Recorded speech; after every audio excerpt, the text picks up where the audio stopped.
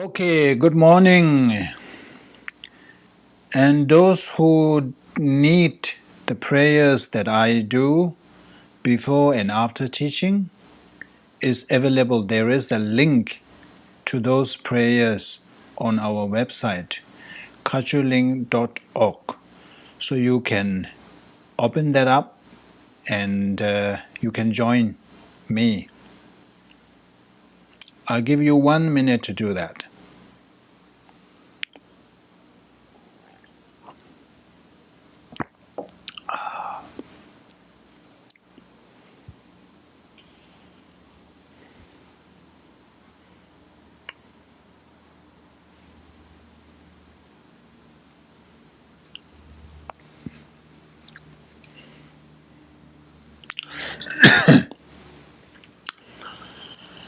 Tumba Jumden de Dejen Jewa Tajumba Yamdaba Zobe Zanje Rigwa Da Shabzo Demba Dewara Shewa Jigden Jemba Jebu Dube Galo Jurwa Lana Meba Lada Menamje Tumba Zanje Jumden de Pejawa Shaja Tuba La Shazelo Jodo Jazo Che Ho Dumba Jumden de Dejen Chekwa Tajumba Yandaba Zobe Sanje Rigwa Dan Shabso Demba Tewara Chekwa Jiden Jemba Jebun Dube Kalu Jurba Lana Meba Lada Menamje Dumba Sanje Jumden de Pejawa Jaja Duba La Jazelo Chodo Jazo Che Ho Dumba Jumden de Dejen Chekwa Tajumba Yandaba Zobe Sanje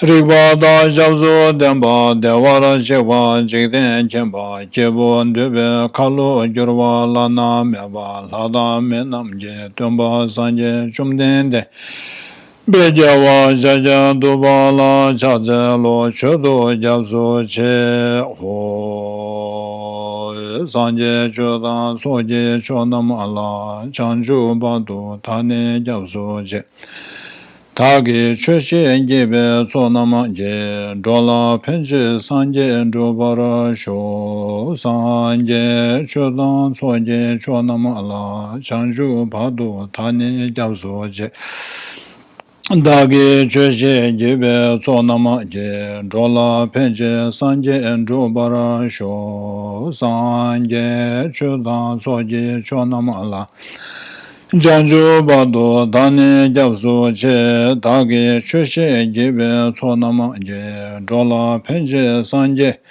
Dubara Sho.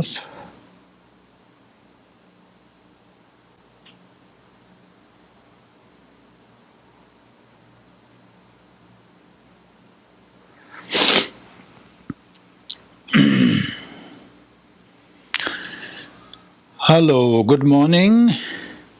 I hope the line is okay. There were earlier complaints that cannot see, there's no video. I hope that is now fixed. So maybe if you don't see it, you may need to refresh your browser. That may help. So anyway, how is everybody?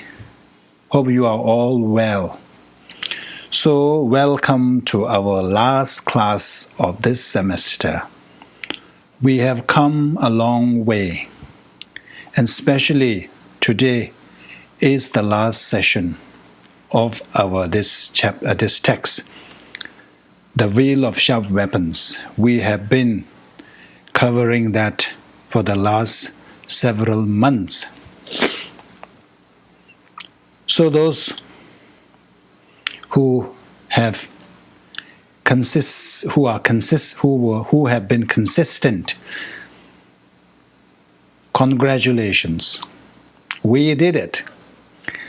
So today I thought to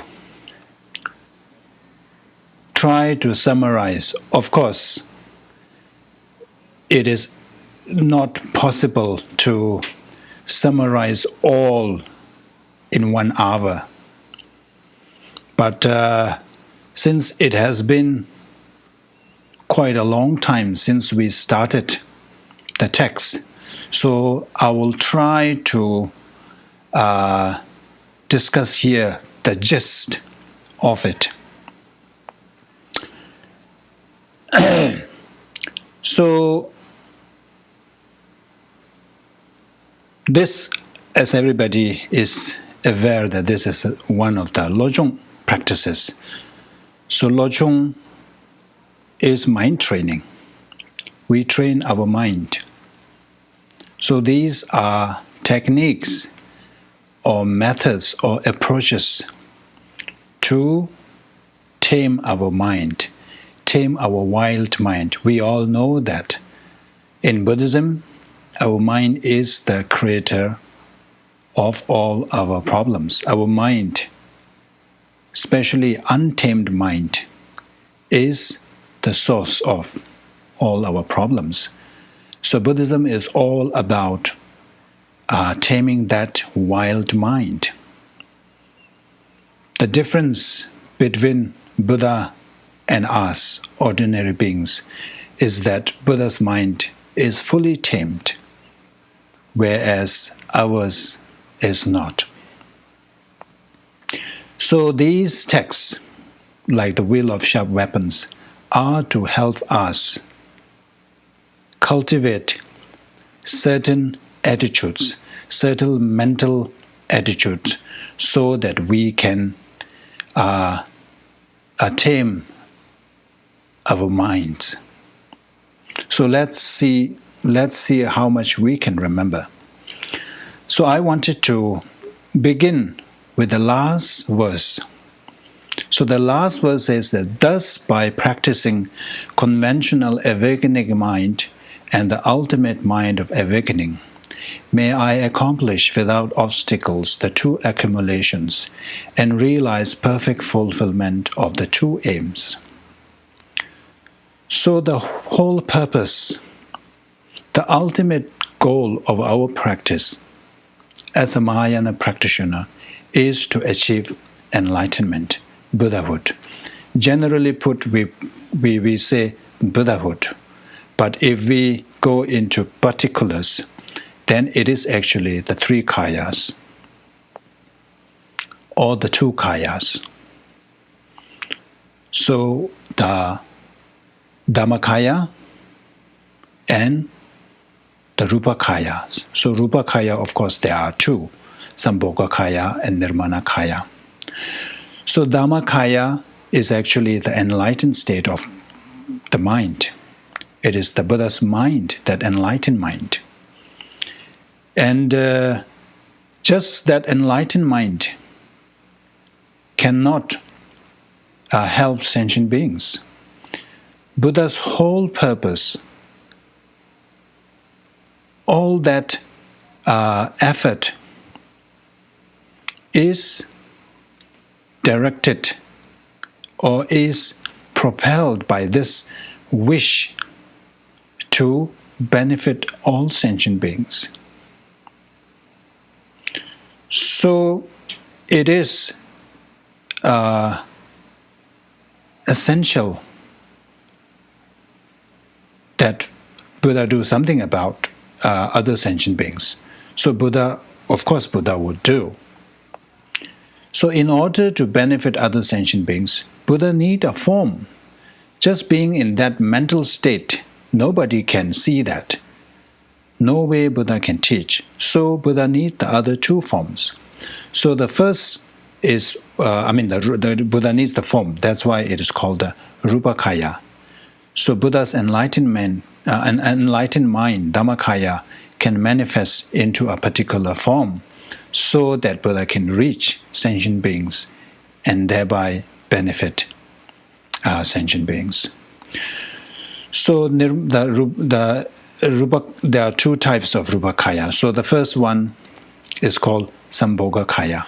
So there are 5 characteristics. So we won't go into detail.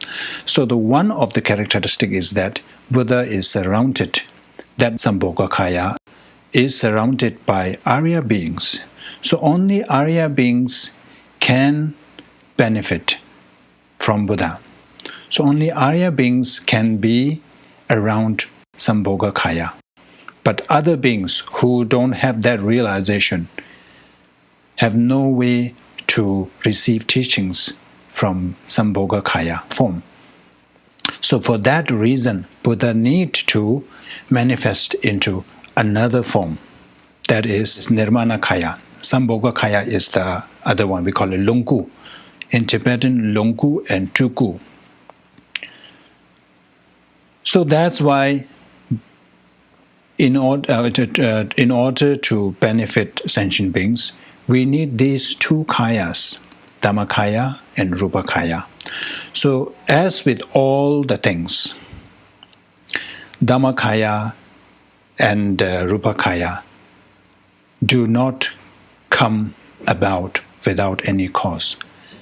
It first of all requires a cause, and also not only just any cause, it needs a specific cause that corresponds with the two kayas.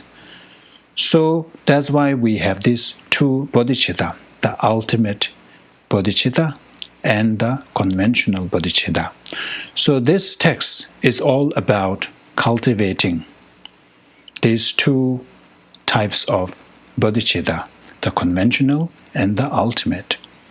So we will begin by, the text begins by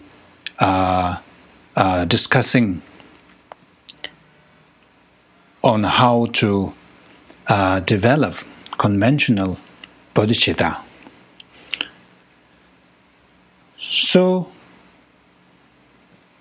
it begins by extolling bodhicitta, the benefits. What are the benefits? So in verse 3, remember it talks about it, use the analogy of peacock and crow. How peacock, through its special ability, can even transform the poison into something that is beneficial. Likewise, bodhisattvas do that, whereas crows who don't have that ability suffers if the crows ingest poison. So here it says, therefore it is due to cowardice that persons avidly pursue their own happiness and so come to suffer. And it is due to heroism that bodhisattvas, willingly taking the suffering of others onto themselves, are always happy. So here, first of all, it is extolling the benefits of bodhicitta. When you have cultivated bodhicitta, when you are able to generate bodhicitta, then you become a hero.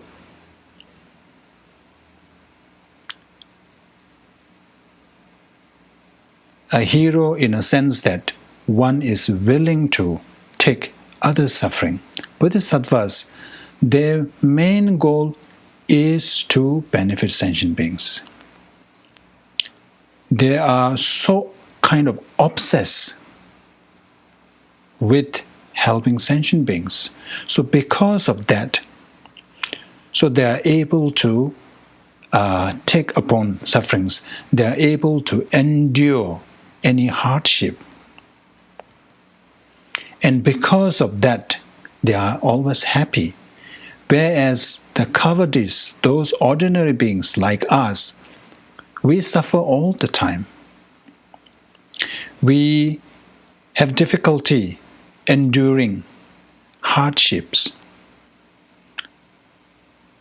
Even if it is for our own purpose, not to mention for others' sake. So why is this difference? This difference is because of bodhicitta mind. When you have this mind that really not only wishes to benefit others, but also taking upon the responsibility, when we are able to generate that kind of mental state, then we are kind of immune to any adversities.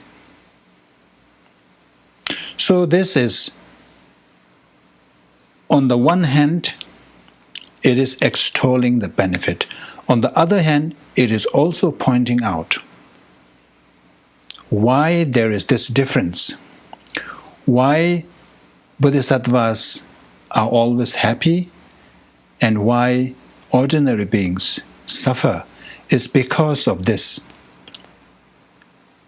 Pursuing their own happiness.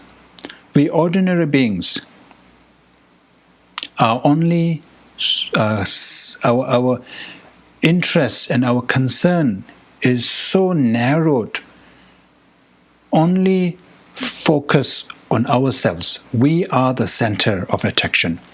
We give so much importance to ourselves and we kind of neglect others. Whereas bodhisattvas, it is the other way around. They cherish others more than themselves. So because of that attitude, the result also differ. So now, of course, in Chunjuk, the bodhisattvas, Bodhicharya Avatara, the guide to bodhisattvas practice. So Shantideva says here, whatever joy there is in this world, all comes from desiring others to be happy, and whatever suffering there is in this world, all comes from desiring myself to be happy. So this is an additional point to what Dharmaraksita is saying. So when we have done this analysis and we have done this experiment, remember as we cover this text, remember I suggested that, we analyze our daily experiences and see what is underneath all that. When you are angry and unhappy, who is responsible? What is the underlying cause? We know that always it is because of this wanting ourselves, happiness for ourselves. So it's whatever joy there is in this world, whatever good things, happiness, pleasure, all comes from desiring others to be happy, whereas all the sufferings stem from desiring just ourselves happy. And I like this, the second part. What need is there to say much more? The childish work for their own benefit, the Buddha's work for the benefit of others. Just look at the difference between them. So here I have an image. Look at the Buddha. Of course, this is painted. We don't know whether the artist, whoever wrote this, whoever drew this or painted this, was able to really capture how Buddha looked like. So when we look at His Holiness, how peaceful and calm His Holiness looks.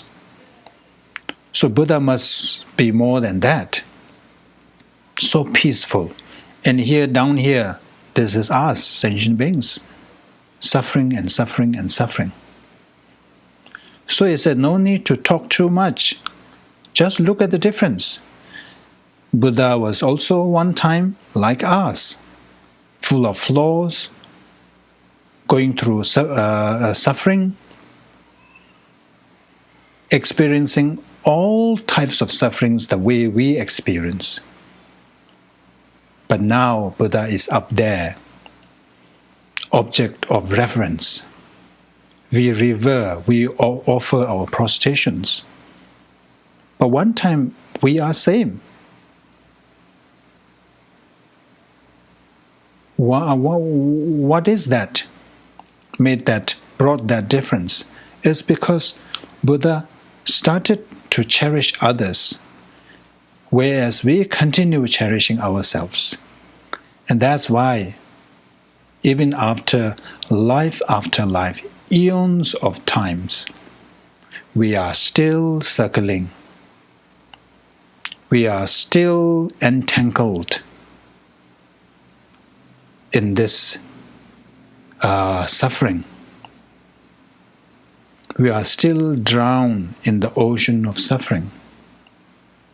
So this is very powerful. So now the question is, how do we cultivate? This is also about cultivating bodhicitta.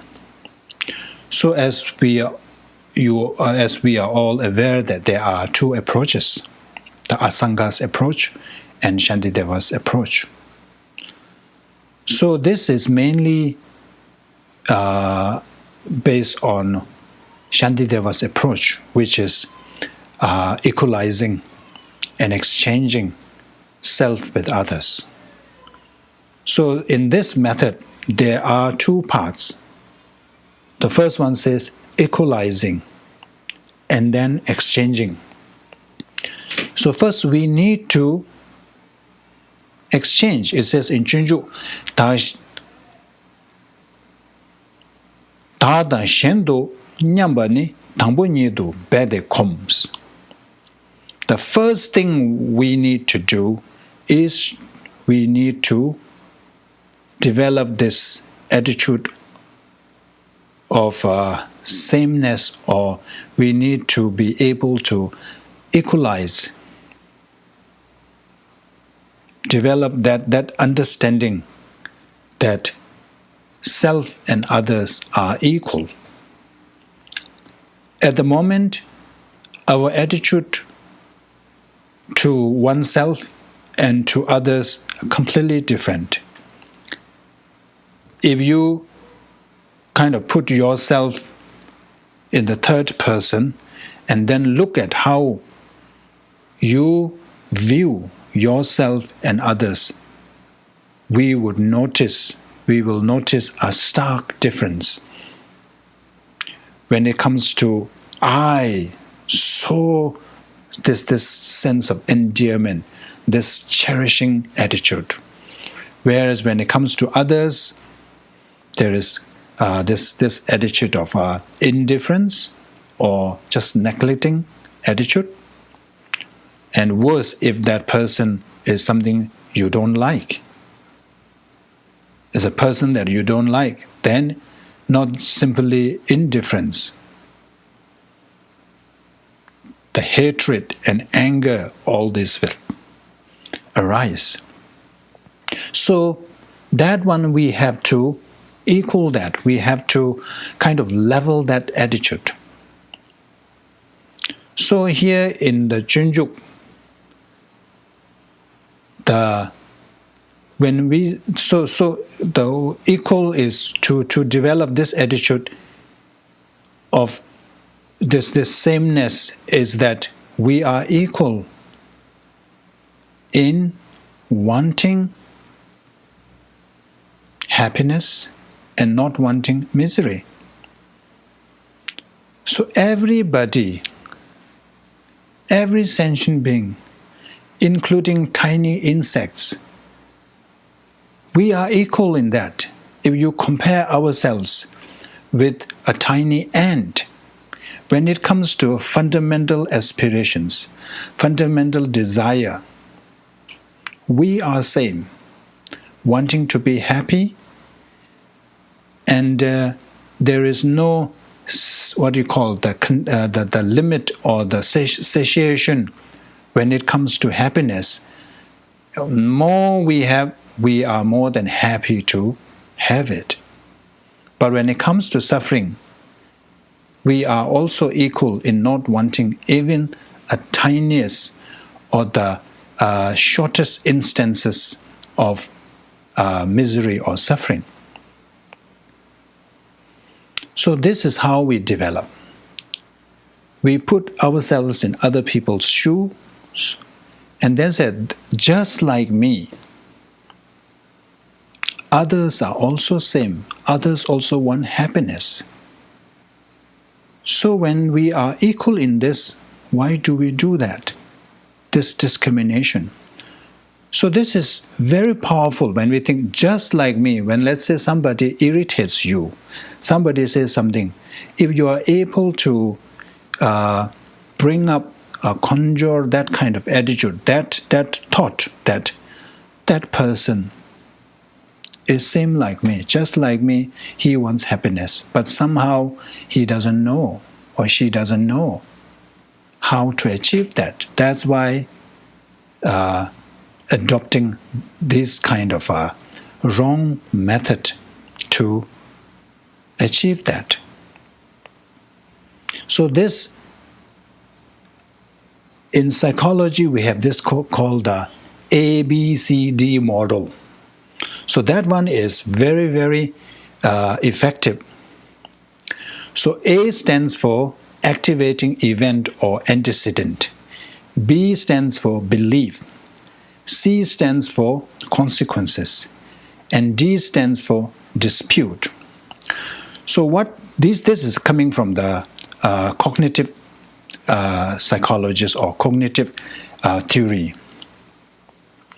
So when we have this kind of a stimulus or any activating event, based on our mental thought, how we interpret, how we think, we experience varying degrees of consequences. So they say that the activating event is not that important. But the most important thing is that belief, A, B, C, that belief. Belief is the one. So your thought is the one that determines what kind of consequences you experience. So this aligns so well with Buddhist thoughts. So we need to change that attitude. Remember that this analogy of leather, trying to cover the whole forest with leather. We said that all this should come from within. If you try to fix your external conditions, there is no way, it is not feasible. But if we are able to transform something, if we are able to do something inside or within. So remember, I gave this example. If you are walking somewhere and then somebody spilled, you are going for an important meeting and you are well dressed, and then suddenly somebody spills a coffee on your t-shirt. You are so angry. And then when you turned to see who this person is, when you turn to say some nasty things at that person, then you realize that that was actually a blind person, a blind man. What happens? Your reaction changes. Instead of hitting or instead of hurling insults, you will let go. Because here the belief that our thought has already worked out. Our thought has already interpreted the situation. You are no longer agitated. You are no longer angry. And maybe even you may feel even compassion towards that person. So that is that shows how powerful our mental attitude is, our thought process, our interpretation of the situation.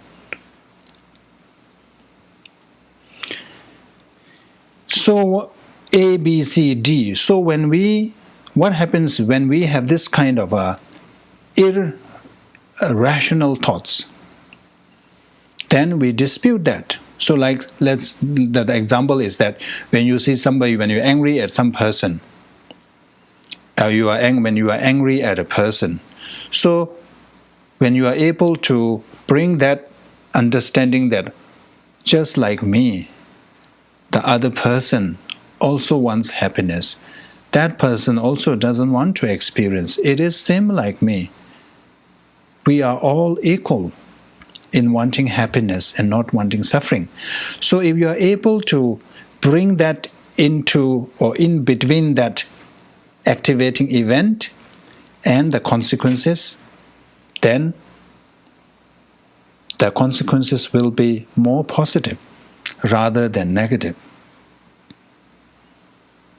Ramifications would be less detrimental.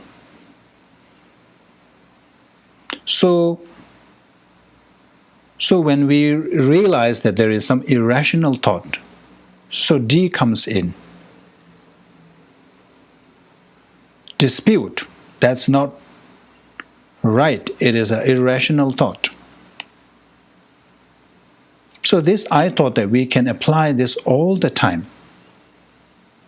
So recently I was on the panel discussion on this COVID-19, how to cope COVID-19. So I was able to use that.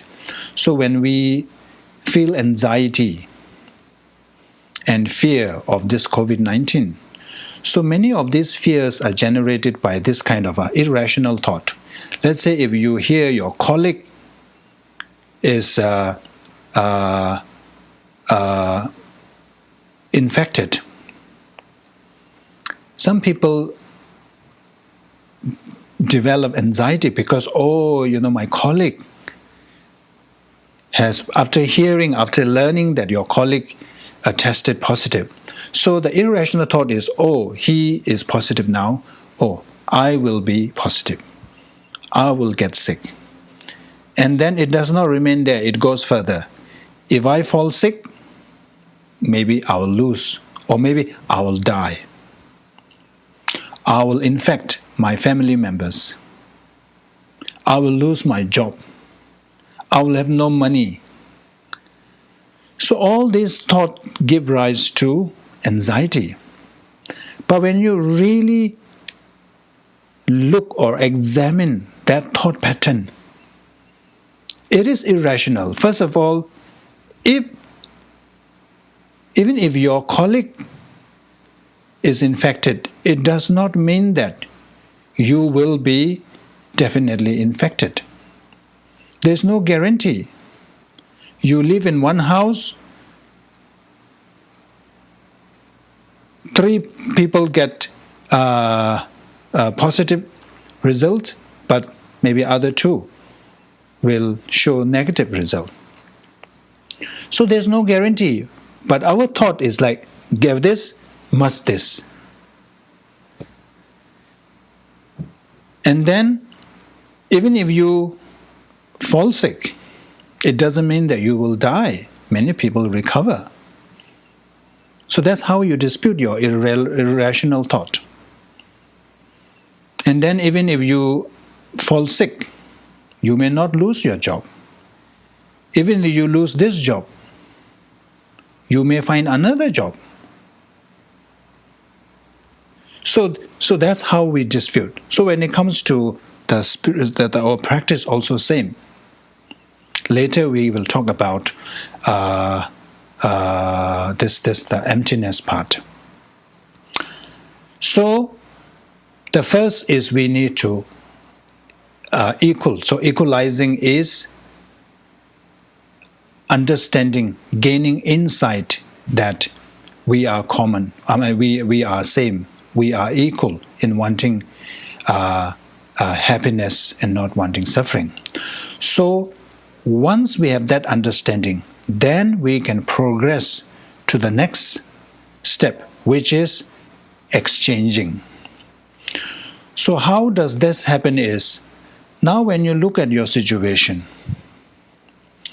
so you have cherished yourself all the time, all these years is actually countless years and eons. But where did it brought us? Where did it bring us? Did it help us to achieve certain grounds and paths? No. We are still that same sentient being, circling and circling. It's just that we just occasionally we changes our destination. We are still the same tourist guy. We still move from India to America, America to South America, Brazil, here, there, but we are still the same person who goes around. So when you see that, because we want better than that, we want something better than that for ourselves.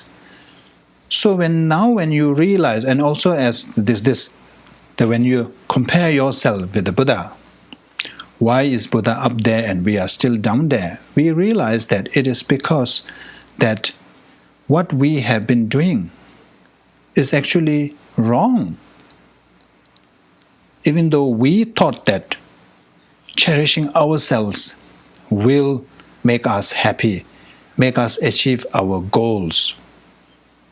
But it was a misunderstanding. It was the wrong causes and conditions. So now, after dawning this upon us, so we start to exchange. Instead of cherishing ourselves, we now cherish other person. So this exchanging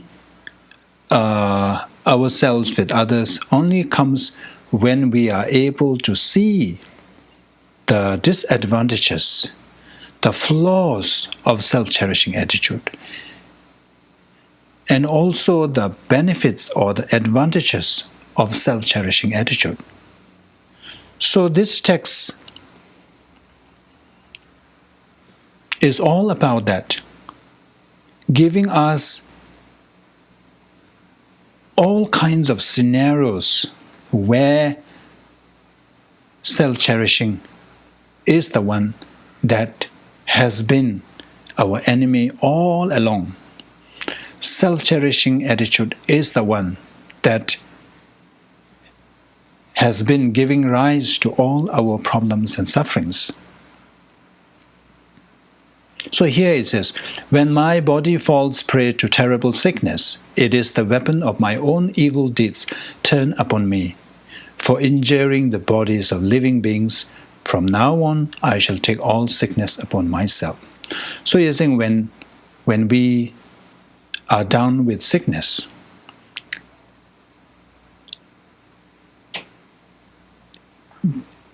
there is no one else to blame.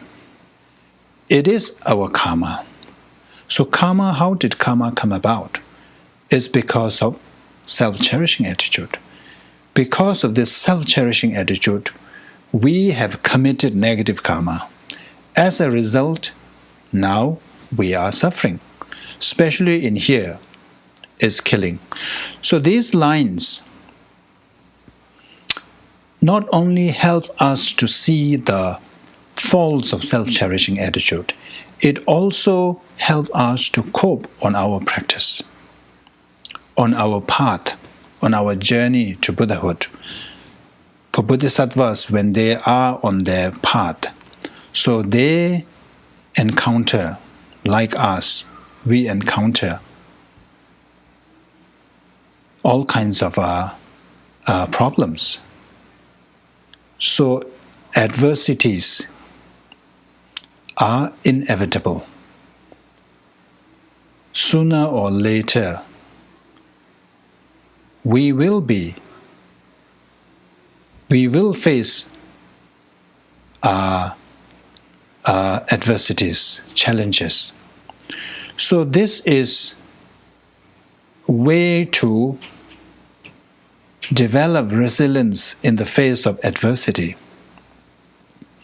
So when we are down with sickness, instead of, feeling depressed and all this, so when we are able to think this way, it is the weapon of my own evil deeds turned upon me. So we will not start blaming other people. And then we will acknowledge that it is our own doing. And then what happens is, we will try to remedy that. Of course, when you are already sick, there's nothing much you can do, but you can do practice, a purification practice, so that no other sickness will befall you. So these lines are not only means to see the faults of self-cherishing attitude, it is also a means to cope with adversity. So it says, "It is surely the weapon of my own evil deeds turned upon me for troubling the minds of others. From now on, I shall willingly take all sufferings upon myself." Of course, here is talking about the Tonglen practice. But basically, Tonglen practice comes from having these understandings, that it is my own doing. Whatever difficulties I am facing, there is nobody to blame. It is just my own creation. So I have to take the responsibility, and instead of blaming others, I will take full responsibility, and then I will turn this into a Dharma practice. So one way to turn this into Dharma practice is that, okay, since I'm already suffering, since I'm already sick, let me take upon all the others' sufferings. Whoever is going to fall sick the way I am, so may they not experience such sickness. My going through this will substitute. May my going through this substitute their suffering. So when we are able to think that way, so the hardship is part of our Dharma practice. So it is wonderful. When my mind remains untamed despite spiritual practice, it is the weapon of evil karma turning upon me for eagerly pursuing mundane ambitions. From now on, I will concentrate on aspiring for liberation. So this one I brought in just to highlight the importance of our attitudes. I have been emphasizing on this because we lose so much if our motivation is stained. Especially this time when it is Sagadawa time and everybody is trying to do much more merit during this time, knowing that it is so meritorious. But if our motivation is stained, if our motivation is only for this life, success in this life, good health in this life, famous to become to become famous, to achieve abundant resources or wealth, then if our practice is motivated only by that kind of motivation, then we are not doing any Dharma practice. It is all worldly things. So minimum, remember, to qualify as a Dharma practice, minimum our concern, let's put it this way, at the minimum, our motivation should concern next life. Of course, the best is if you are able to generate a bodhicitta, and if you are able to do any practice with the bodhicitta mind, then it becomes not only Dharma practice, it also becomes Mahayana practice. So that's this one. For that main reason, I brought it just to remind us all that we have to be very careful what our mind is thinking. So that's why in Lamrim or Lojong, so they always advise us to, before start any practice, just sit for a while and observe our thoughts. Are we driven by worldly concerns, or what kind of thought at that moment. So that's one thing. So in short, when calamities befall me, it is the weapon of negative karma turned upon me, just like the ironsmith killed by his own swords. From now on, I will be heedful against negative acts.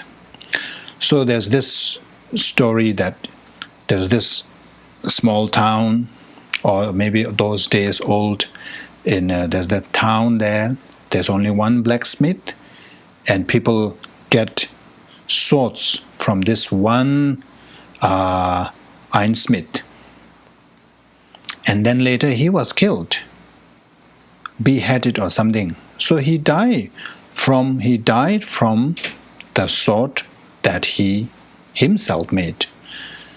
So likewise, when things don't go well, when calamities befall us, it is the result of our own negative karmas that we have created in the past, and that due to self-cherishing attitude.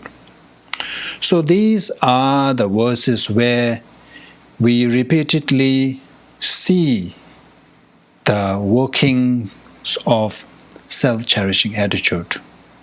Through contemplating on these incidences, we are supposed to develop the conviction that self-cherishing attitude is the source of our problems. With that insight, then we practice on exchanging ourselves. Until now, we have been so self-centered. We worked everything, we put all our effort just to achieve or just to serve this I. So from now on, we reverse that, we change that. Instead of cherishing ourselves, from now on, we will try to cherish others. We will give less importance to ourselves, and we give more importance to others. So when I was in school, our school has this motto, others before self. So this is exactly what it is about. Always put others before ourselves.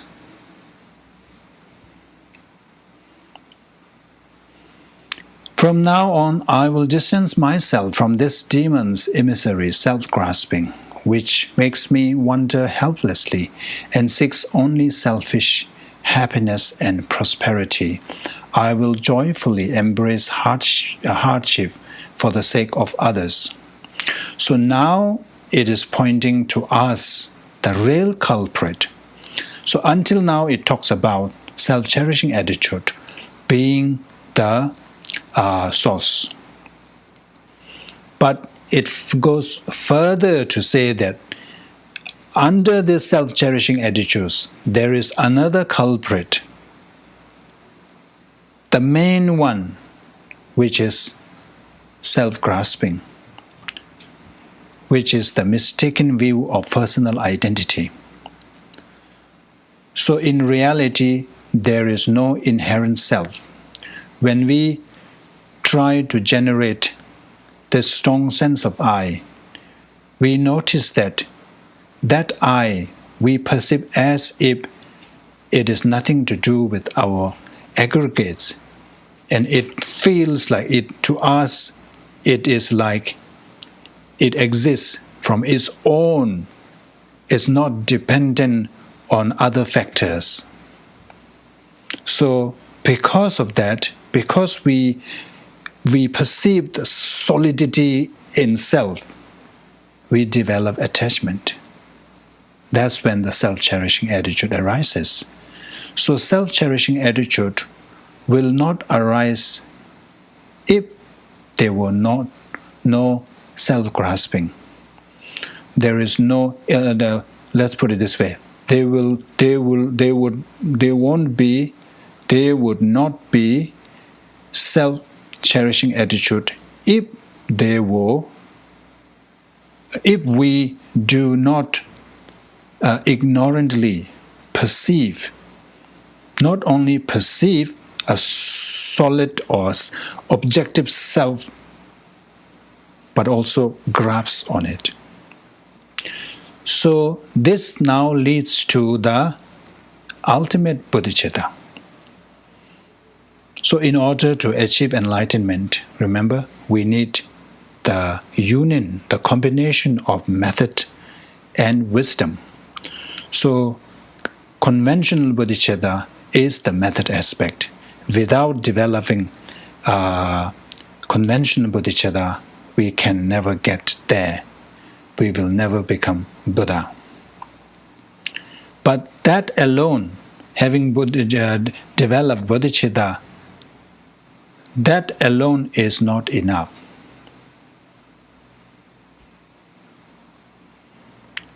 Because that won't be able to sever the root of our problems, which is the self-grasping.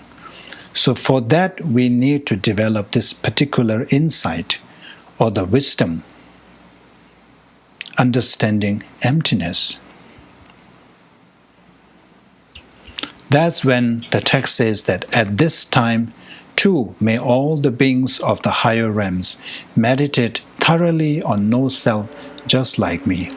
And without conceptually opposing existence to pacification, may they meditate on their perfect equanimity. May they recognize their self-identity as perfect equanimity. So this now leads to the concept of emptiness or the selflessness.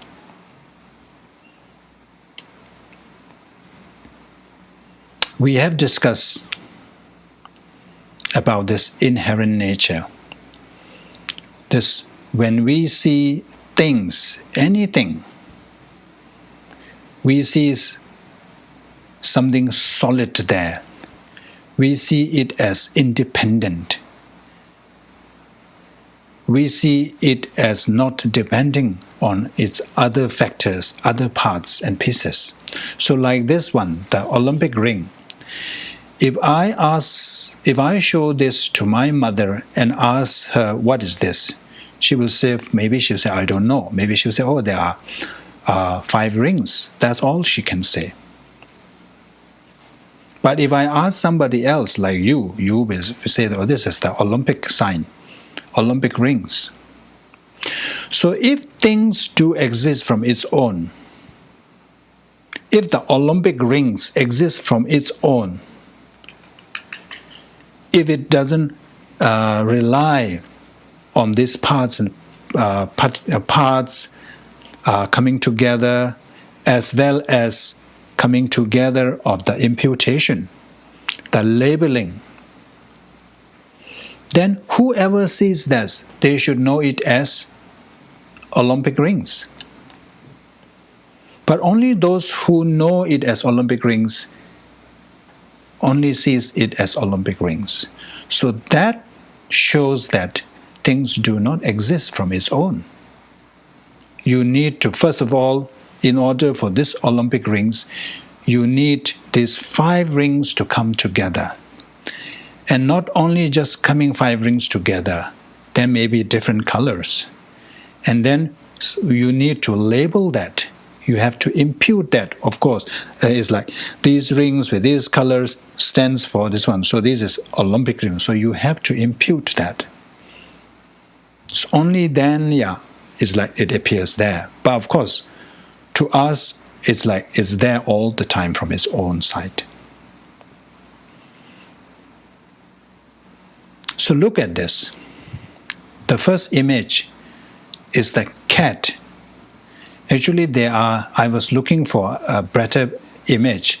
So there was this cat fighting at the reflection. But it has some label there, so I couldn't use it. But look at this. And look at this cute dog. So we have seen this. Animals do that. And what do? We laugh and laugh when animals view that image as a real thing. we chuckle and we had a good laugh, all this. That's exactly what Arya beings and Buddhas can laugh at us. We do this all the time. Like enemy, we perceive enemy as existing from its own there. It's like nothing to do with my interpretation, nothing to do with my subjective perception, nothing to do with my imputation. It is there, good and bad, it's there. The enemy, you label it as bad person. But if the badness exists from its own, then everybody who encounters this person will see this person as a bad person. But his family, those people who love him, they don't see him as a bad person. They see the opposite.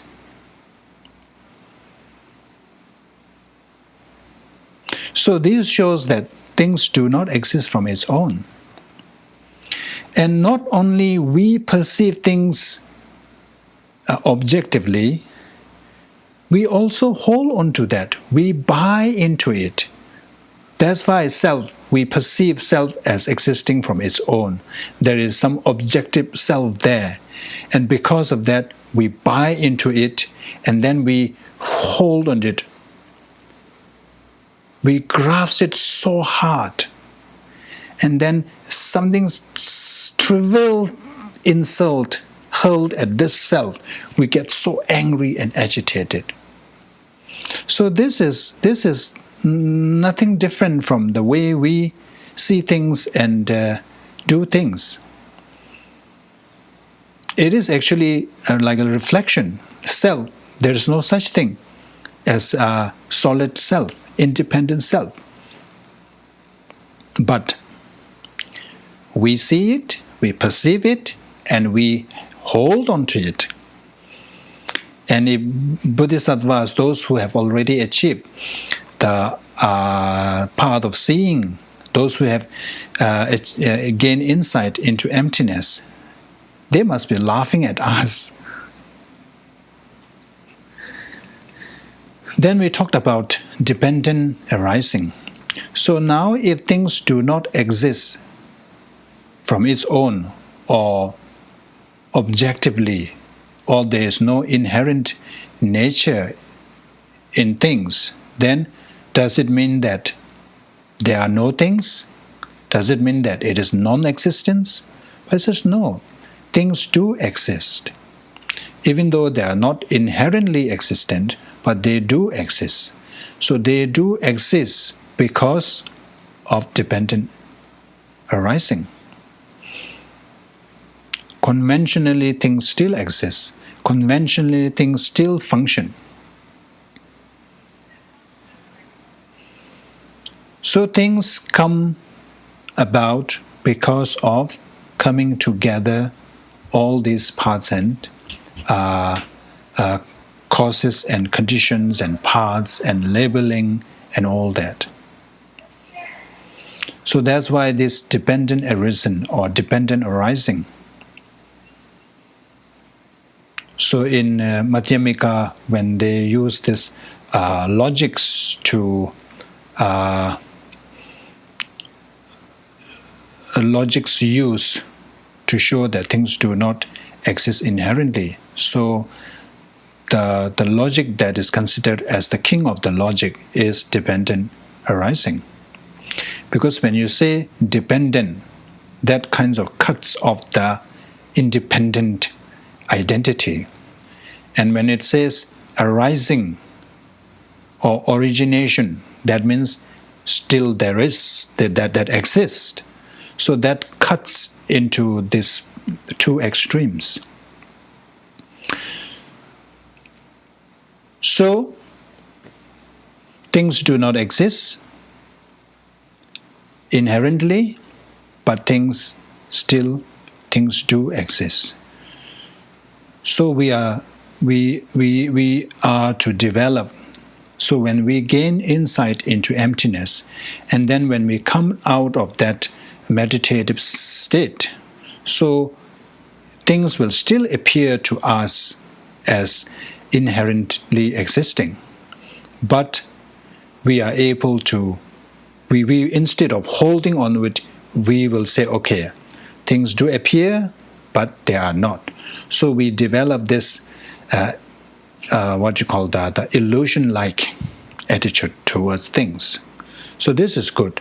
So those who have attended His Holiness teaching, the commitment for the empowerment is to contemplate on emptiness. So it is very helpful. I have a friend who told me that one time when he was flying, there was the flight experienced turbulent, and it was quite serious, and he was a bit scared. And then he's told me that he started to meditate on this emptiness, this fear. I am afraid I will die. Where is this I? He started to analyze. Is this the I? Is this one? Where is I? And then come to the conclusion that there is no independent I. I is actually just a label given to this combination of things, combinations of parts of body, combination of our body and mind. So when he did that, the moment he realized that there is no independent I or something, his fear subsided. This is because when we are able to do that, it releases this strong hold or the grip. It helps us to loosen that grip on this I. So it is very important to spend time. It doesn't matter how much you understand. Whatever little understanding you have, try to do that. That will help. So that was the summary of this wheel of sharp weapon. So here in Chunjuk, it extols the benefit of bodhicitta. It says, thus virtue is perpetually ever so feeble, while the power of vice is great and extremely dreadful. If there were no fully awakening mind, what other virtue would overcome it? So this is talking about our situation, our conditions. When it comes to positive action or the virtue, we are very feeble. We don't have that much. Remember, I mentioned earlier, when it comes to virtue, it is like our virtue is like the possession of a beggar. Beggar, first of all, do not have that many possessions. And whatever little thing the beggars have are not in good condition. Something chipped off here, this thing, or dented here, there. Quality-wise, first of all, quantity-wise, there's not much. Quality-wise, not at all. So our virtue is like that. But when it comes to non-virtue, it is like the possession of a king. It's like the treasure of a king. King, first of all, has all kinds of things, lots of things in number as well as quality. Even one item, they will have variety of that same item. So this is what I'm saying. This is our situation. This is our condition. So since we are in that kind of condition, if there is no such thing as bodhicitta, he said that how would we be able to overcome all that negative karma? So this is mainly to say that bodhicitta is very powerful in purifying our negative actions. And then another one is, all the Buddhas who contemplated for many eons have seen it beneficial, for by it the limitless masses of beings will quickly attain the supreme state of bliss.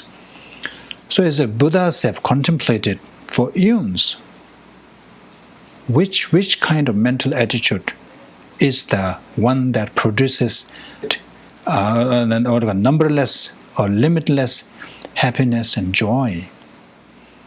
And they come to the conclusion that bodhicitta is the one that guarantees happiness, limitless happiness and joy, and eventually lead us to the permanent happiness or lasting happiness. Those who long, so because of that, those who long to overcome the abundant miseries of mundane existence, those who wish to dispel the adversities of sentient beings, and those who yearn to experience a myriad of joys should never forsake the spirit of awakening. So, whatever your goal is, those people who want to overcome all that suffering in our samsara should also practice or develop bodhicitta. Those who wish to dispel the adversities of sentient beings, those who want to help sentient beings, should also develop this bodhicitta mind. And those who yearn to experience a myriad of joys, limitless joys, should also develop bodhicitta. So bodhicitta is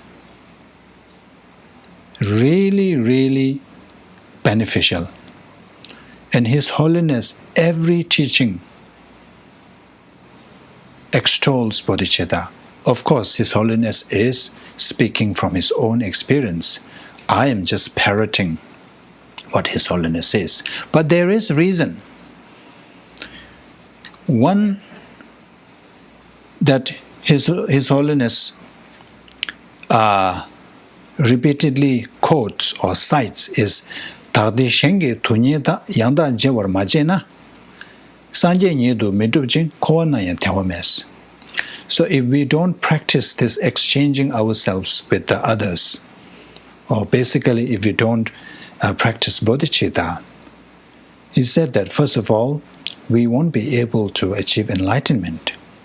But you may say that it's okay, even if I don't achieve enlightenment, but I can enjoy in samsara. But it says that kowa nayan tewame. Even if you remains in samsara, if you don't exchange this, if you engage in this exchanging oneself with others, the self-cherishing attitude and the other-cherishing attitude, you will never be happy.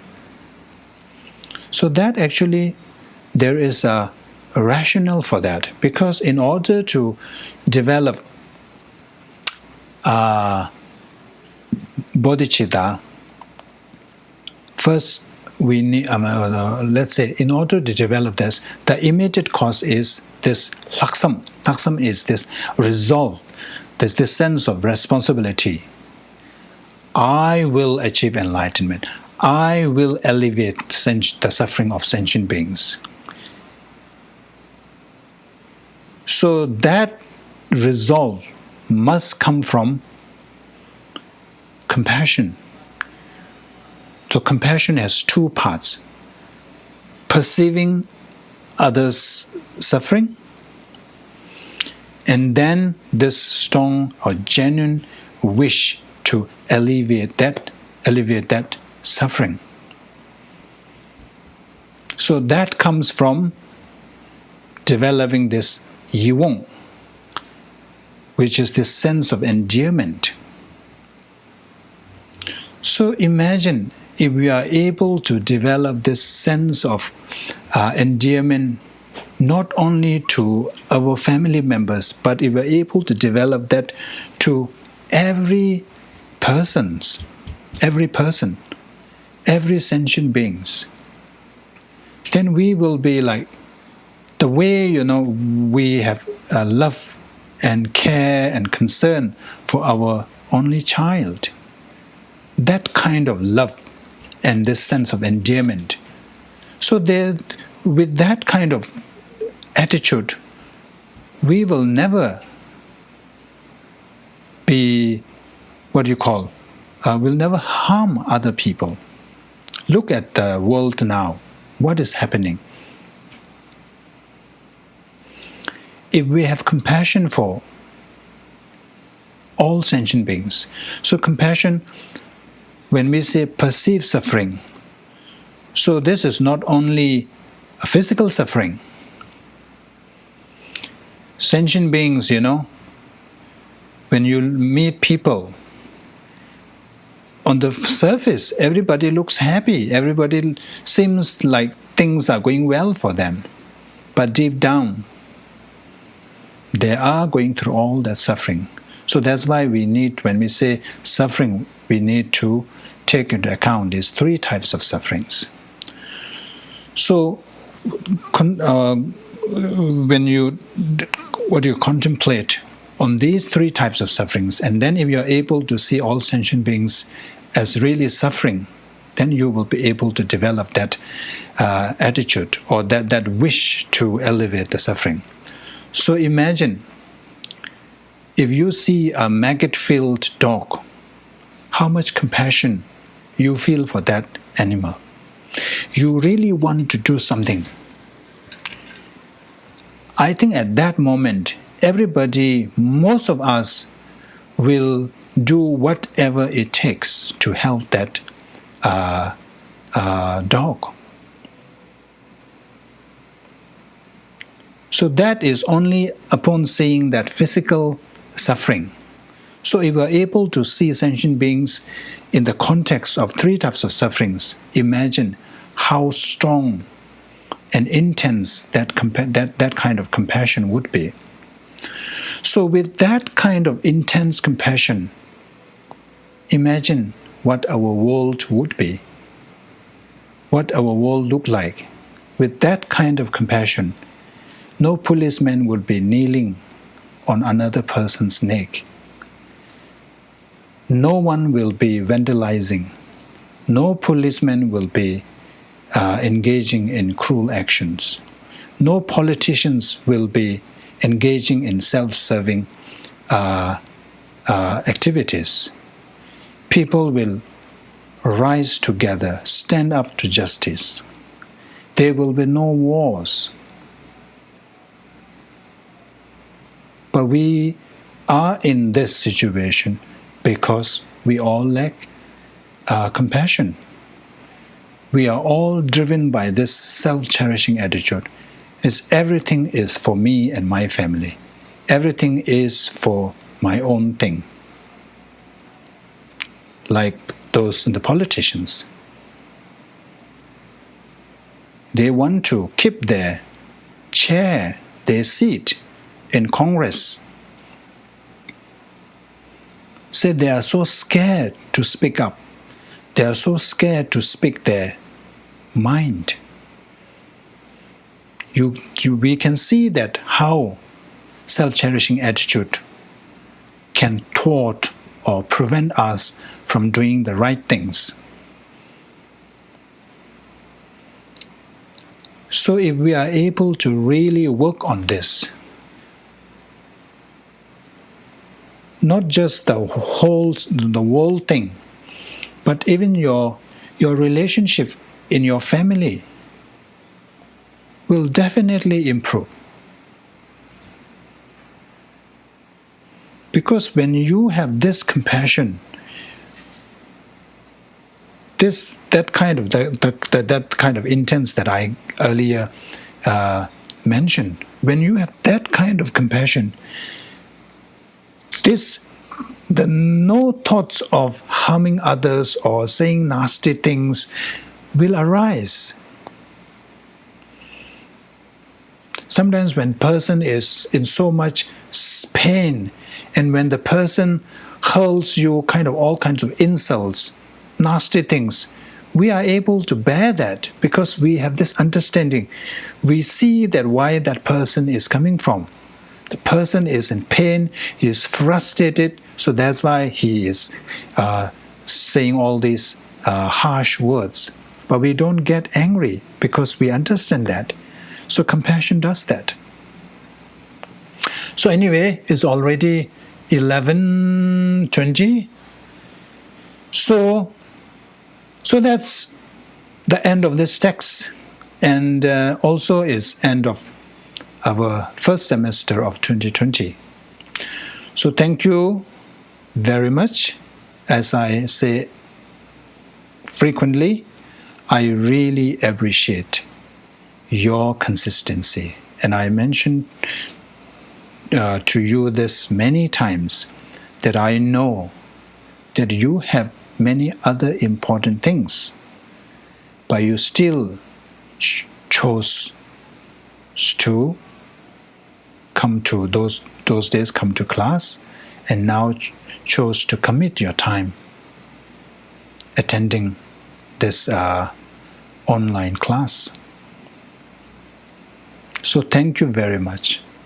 And please, this is the month of Sagadawa, and then this Friday is the actual day, the day that coincides with the coincides with these 3 deeds of Buddha. So even if you were unable to do much in the past, but try to use that particular day, this Friday, doing Dharma. You can start by taking precepts and then spend the whole day doing Dharma. And then we, from today onwards, we will have a 1 month semester break. That's our drill. So during that time, please, so the Dharma practice is all about watching your mind. One Khatam Lama said that I have only one job, which is to stand guard at the door of these 3, the physical, speech, and mind. So it's all about guarding your mind, always watching your mind, whether a negative thought is arising or not. If you see that negative thought is arising, then try to tackle it, counter it. And if you realize that if you are engaging in negative verbal speech or physical actions, again do the same. And that way, it will be a meaningful life. So thank you, and I will see you when I see you. Next month. All the best. Take care.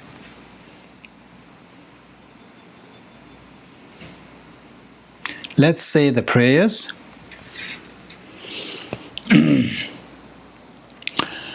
Tage jini sakbe gewa de tendan jowa kunla kangben dan kebara chezun losan takwa ye tembe nyingbo ringdo seje sho jambe bawe jedara kemba dan kundu sangbu tenyang deshin do teda kungi jesu talo je gewa deda damje rabdo ngo duzon shekbe gewa damje ge ngowa kanla shodo ngawad dagi gewe zawa ningun yang sangbu chuji rabdo ngo war ki